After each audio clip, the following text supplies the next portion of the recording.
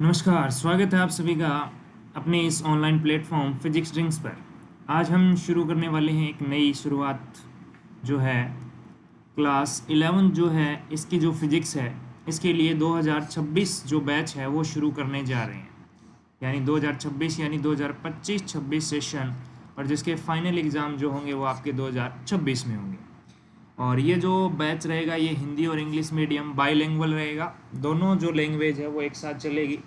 और इसके अंदर इस वीडियो के अंदर अपनी डिस्कस करेंगे इंट्रोडक्शन, यानी कहने का मतलब फिजिक्स के बारे में, फिजिक्स क्या होती है, इसके अंदर क्या पढ़ते हैं, अपने ये सारी जानकारी जो है इस वीडियो के अंदर प्राप्त करेंगे। और इसके बाद में हम जर्नल डिस्कशन करने वाले हैं इस वीडियो में सिलेबस के बारे में, और इसके ही साथ में अपने जो बैच है इसके अंदर क्या रहने वाला है, इसकी क्या प्लानिंग रहेगी, वो पूरा आपके साथ इस वीडियो में शेयर करने वाला हूँ। आप इस वीडियो को लास्ट तक ज़रूर देखें, साथ ही अपने जो फ्रेंड्स हैं उसको क्या कर दें, उनको कर दें शेयर, और अच्छा लगे तो लाइक भी कर दें, और सब्सक्राइब नहीं किया है तो सब्सक्राइब जरूर करें। आज ये अपना न्यू बैच जो है वो अनाउंस कर रहे हैं जो कि 2026 के एग्ज़ाम के लिए आपके लिए इम्पोर्टेंट रहने वाला है। इसी के साथ में अगर कोई साथी आपका 12th क्लास में है तो उनके लिए भी अपने क्लासेस जो है वो अवेलेबल करवाने वाले हैं, है ना। अभी एक बार आज अपने 11th की क्लास जो है उसके ऊपर डिस्कस करेंगे और फिर उसके जस्ट बाद में आपके 12th के ऊपर डिस्कस करेंगे। तो बिना किसी देरी के शुरू करते हैं अपने। सबसे पहले डिस्कस करते हैं फिजिक्स के ऊपर, फिजिक्स क्या होती है।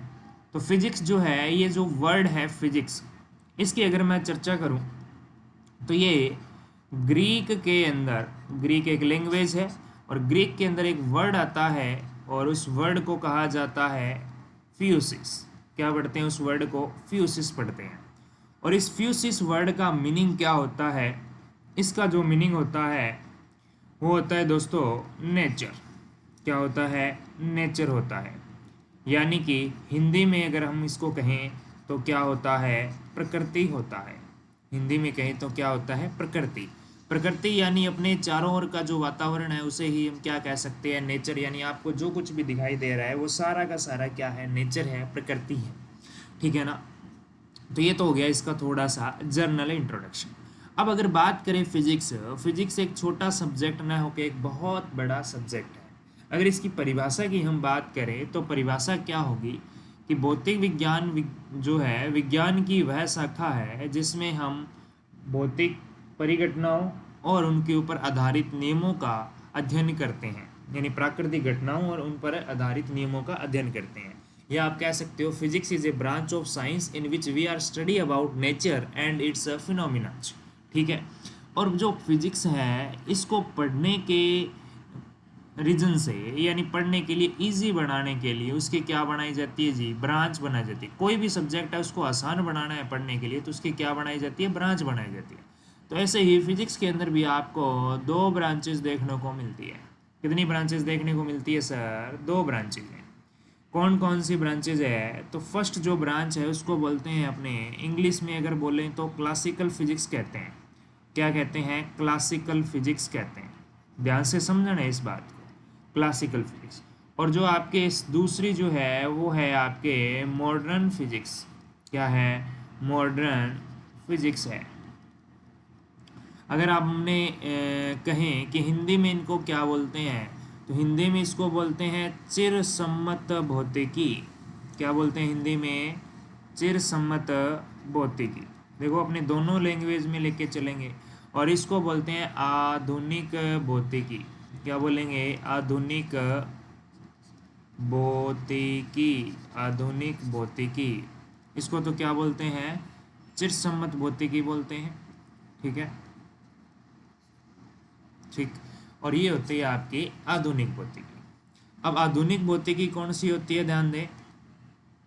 देखो, एक तो जो फिजिक्स है, जो फिजिक्स है इसको बांटा गया है अकॉर्डिंग टू टाइम पीरियड। यानी ये दो ब्रांच जो बनाई गई है, एक तो आपके क्लासिकल हो गया और दूसरी जो ब्रांच है मॉडर्न जो आधुनिक है, इनको किसके अकॉर्डिंग बांटा गया है? टाइम के अकॉर्डिंग। जो आपके 19वीं सदी से पहले नियम बने हैं, जो फिजिक्स 19वीं सदी से पहले की है, इससे क्या है? पहले किया, बिफोर 19th सेंचुरी है। क्या हो? Before 19th century. उसको अपनी स्टडी करेंगे किसके अंदर? क्लासिकल फिजिक्स में। और जो आपके आफ्टर 19th सेंचुरी है, जो फिजिक्स आफ्टर 19th सेंचुरी जो है वो आपके स्टडी करेंगे किसमें, मॉडर्न फिजिक्स में। किसमें करेंगे, मॉडर्न फिजिक्स में।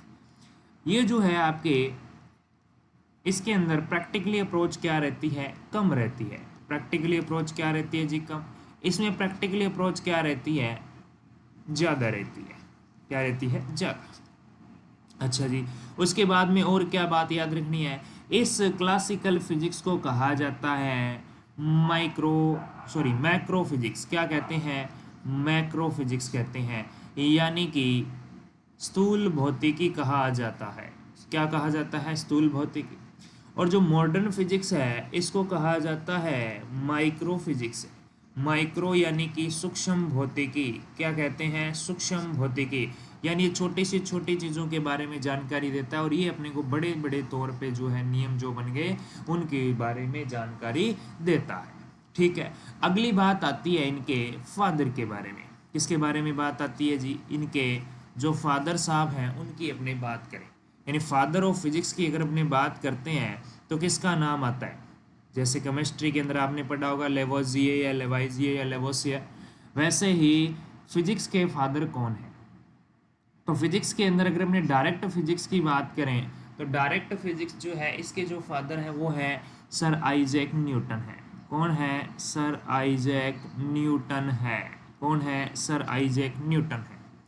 और अगर क्लासिकल की बात करें तो क्लासिकल के भी कौन है, सर आइजैक न्यूटन ही है। कौन है, सर आइजैक न्यूटन ही है। ठीक है, और इसी के साथ में अगर अपने चर्चा करें कि सर आधुनिक भौतिकी जो है इसके फादर कौन हैं, तो आधुनिक भौतिकी के फादर हैं अल्बर्ट आइंस्टीन। कौन है, अल्बर्ट आइंस्टीन। अल्बर्ट आइंस्टीन किसके फादर हैं, मॉडर्न या आधुनिक भौतिकी के। और अगर आपको क्लासिकल या चिरसम्मत भौतिकी के पूछे तो कौन है, आपके न्यूटन बाबा है। ठीक है, याद रख लोगे। और डायरेक्ट फिजिक्स का पूछे तब भी कौन है, न्यूटन बाबा। लेकिन गूगल से बच के रहना, गूगल पे थोड़ा सा डाटा आपके इनकरेक्ट दिया गया है। तो ये आपके फिजिक्स की ब्रांचेस के बारे में मैंने आपको बताया। अब इसी के साथ में और भी देखते हैं, जो आपकी क्लासिकल फिजिक्स है वो भी एक छोटी सी ब्रांच नहीं है, उसके अंदर भी आगे बहुत सारी सब ब्रांचेज होती है।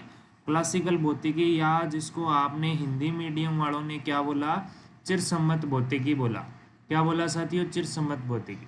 और दूसरा जो है बच्चों वो होता है आपके मॉडर्न फिजिक्स। क्या होता है, मॉडर्न फिजिक्स, जिसको क्या बोला जाता है, आधुनिक भौतिकी बोला जाता है। क्या बोला जाता है, बोलो, आधुनिक भौतिकी बोला जाता है। अब चिरसम्मत भौतिकी जो है, कौन सी भौतिकी बोलो, चिरसम्मत भौतिकी जो है, इसके अंदर कौन कौन सी ब्रांचेज होती है। इसमें सबसे पहली जो ब्रांच आती है वो आती है मैकेनिक्स।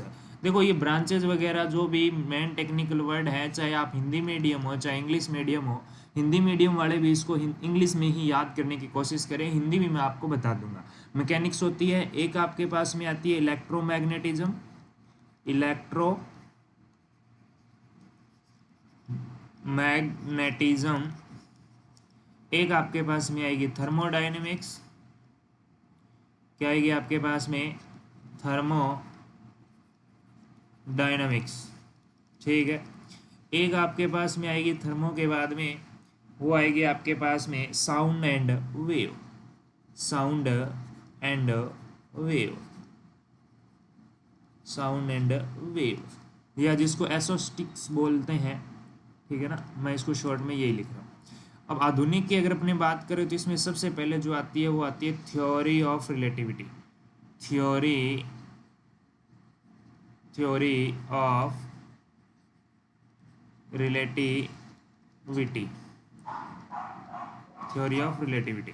दूसरी जो आती है आपके पास में वो आता है क्वांटम फिजिक्स। क्या आता है, क्वांटम फिजिक्स। ठीक है, दूसरी जो है ब्रांच वो है क्वांटम फिजिक्स। तीसरी जो ब्रांच आती है इसके अंदर वो आती है एटॉमिक फिजिक्स। क्या आता है, एटॉमिक फिजिक्स। और जो एक और ब्रांच अपने को पढ़ने को मिलती है जिसको अपने बोलते हैं न्यूक्लियर फिजिक्स। क्या बोलते हैं, न्यूक्लियर फिजिक्स। देखो इतनी ही ब्रांचेज नहीं है, बेसिक बेसिक जो ब्रांचेज हैं या जो ज़्यादा यूजफुल ब्रांचेज है वो ये है। वैसे तो इसकी इतनी ब्रांचेज हैं कि मैं आपके 2 से 3 घंटा का एक लेक्चर जो है वो सिर्फ ब्रांचेस पे भी अपलोड कर सकता हूँ। समझ आ रही है बात मैं क्या कहना चाहता हूँ? तो इनके अंदर है क्या, हिंदी में अगर मैं आपको बताना चाहूँ, साथ में इनका थोड़ा सा एक्सप्लेन करूँ, तो इसको हिंदी में बोलते हैं यांत्रिकी। क्या बोलते हैं? यांत्रिकी बोलते हैं। यानी इसके अंदर गति के बारे में पढ़ा जाता है। कोई भी कण है उसकी स्थिति या गति के बारे में अध्ययन करते हैं। जैसे कण जो है उसकी गति क्या है, गति किसे कहते हैं, कितने प्रकार की होती है, इसके अलावा जो दूरी है, विस्थापन है, वेग है, त्वरण है, ये सारी चीज़ इसके अंदर आ जाती है। इसके भी अलग अलग आगे प्रकार होते हैं। ठीक है। दूसरी है इलेक्ट्रोमैग्नेटिज्म, विद्युत चुंबकत्व। क्या बोलते हैं इसको? विद्युत चुंबकत्व एक ब्रांच है जिसमें विद्युत धारा, चुंबक और इनके रिलेशन के बारे में पढ़ा जाता है।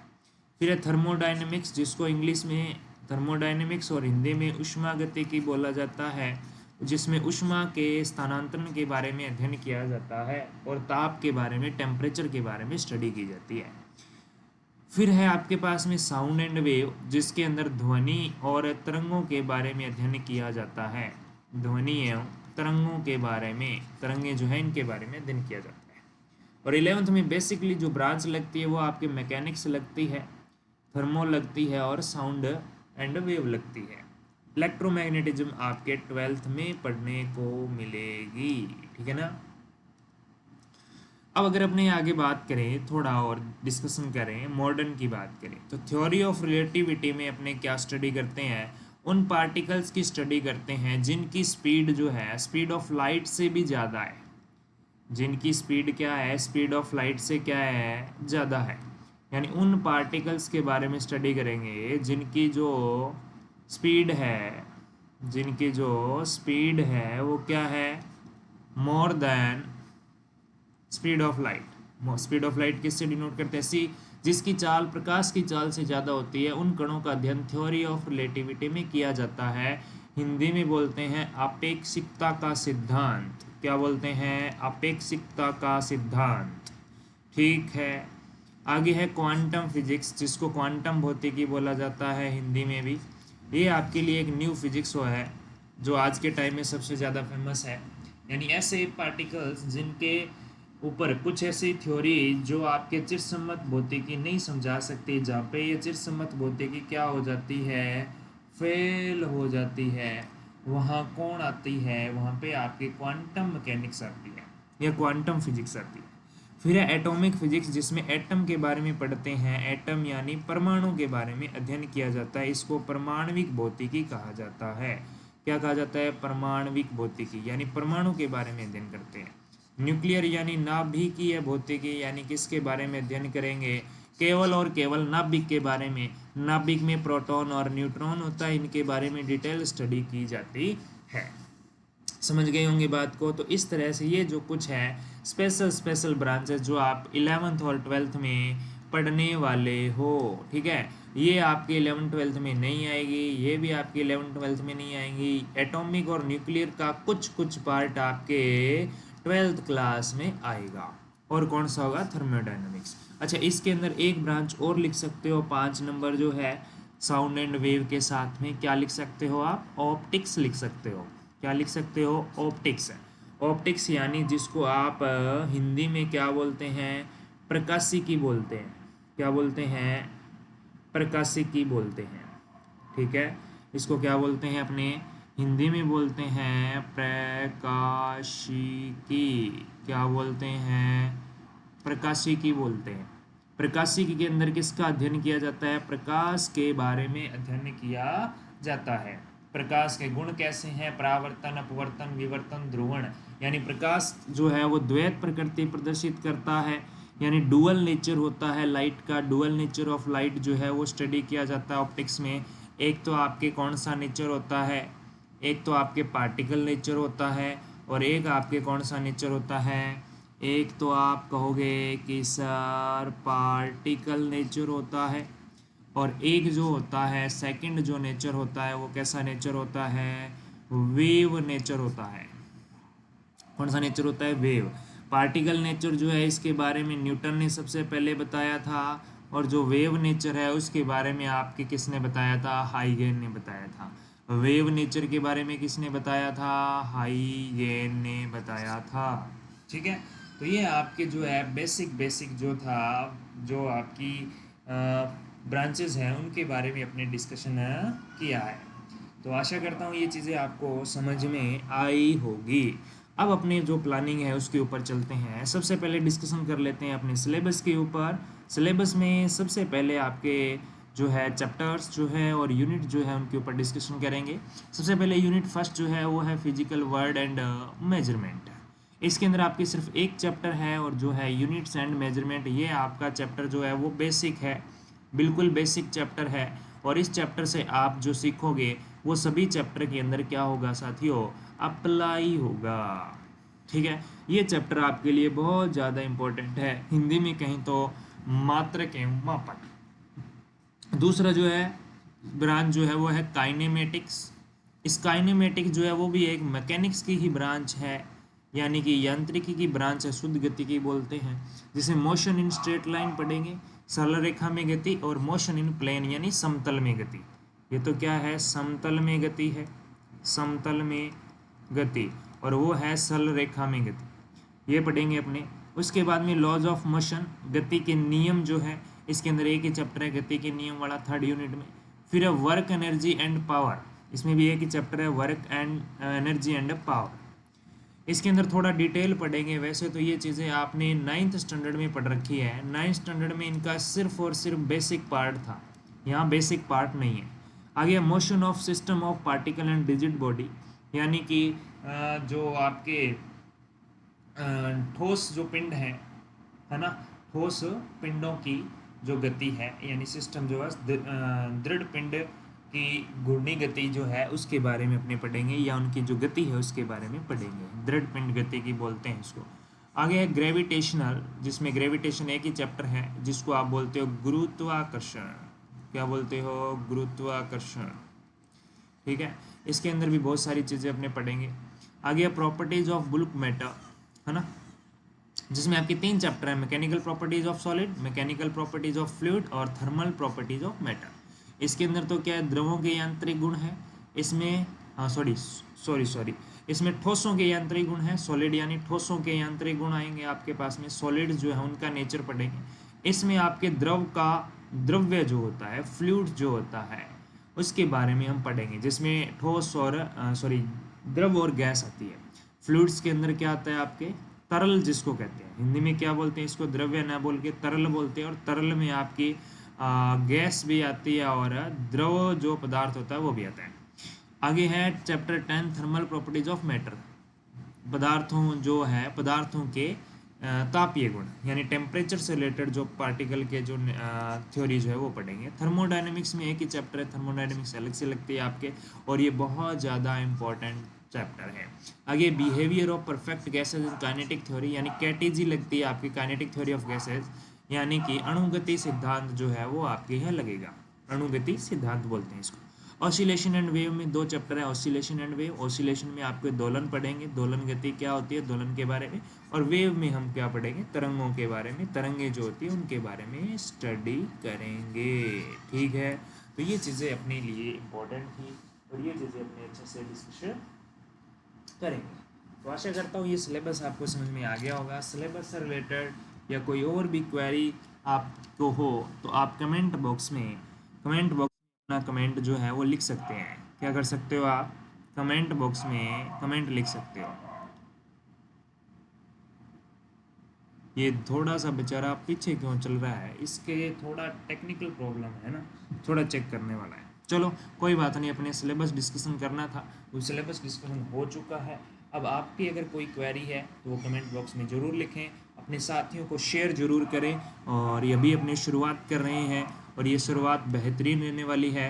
और शुरुआत में मैं ये बता दूँ, अपनी थ्योरी करने के साथ साथ में कुछ एक्स्ट्रा, कुछ नहीं बहुत सारे एक्स्ट्रा जो है वो न्यूमेरिकल प्रॉब्लम्स को भी सॉल्व करेंगे। एक्स्ट्रा जो न्यूमेरिकल्स होते हैं उनको भी सॉल्व करेंगे। तो अपने साथ लास्ट तक जरूर जुड़े रहना, आपके एग्ज़ाम तक जुड़े रहना। आपके लिए बीच बीच में जो भी एग्ज़ाम होंगे उसके लिए इंपॉर्टेंट क्वेश्चंस भी मैं आपको शेयर करता रहूँगा। साथ में अगर आपका कोई डाउट रहता है स्पेशल टॉपिक पे तो उसके लिए अपने शॉर्ट वीडियो भी अपलोड कर देंगे। वैसे अपने टॉपिक वाइज चलेंगे। अभी अपने शुरू करेंगे फिजिकल वर्ड एंड मेजरमेंट से, यानी कि यूनिट्स एंड मेजरमेंट से, और वहाँ से अपनी जो मेन काम की चीज़ है वो अपने आपको एक्सप्लेन करूँगा। उसके बाद में उसके जो न्यूमेरिकल्स जो प्रॉब्लम्स हैं जो आपके इंपॉर्टेंट है वो, और उसके बाद कंटिन्यू अपने सिलेबस जो है वो चलेगा। आपकी 2 बुक है, आपकी फर्स्ट बुक और सेकंड बुक। फर्स्ट बुक में ग्रेविटेशन तक चैप्टर है और सेकंड में आपके बाकी के ये चैप्टर हैं। यानी कि अगर मैं कहूँ कि आपके जो सिलेबस है, इस सिलेबस के अंदर first chapter, second, third, fourth, fifth, sixth और 7th चैप्टर, ये 7 चैप्टर जो हैं, 7 चैप्टर की आपके एक फर्स्ट बुक है, और फिर 8, 9, 10, 11, 12 और 13, 14, और ये 7 चैप्टर जो है 8 से लेकर 14 तक जो है ये आपके सेकंड बुक में है, ये आपके सेकंड बुक में है। तो ये चीज़ें आपको क्लियर हो जानी चाहिए। बाकी आपको कोई टेंशन लेने की ज़रूरत नहीं है, अपने एक्सप्लेन अच्छे से करते हुए चलेंगे। ठीक है, तो मिलते हैं जल्दी ही एक नई वीडियो के साथ में, अपने सिलेबस के साथ में। तब तक के लिए धन्यवाद। जय हिंद।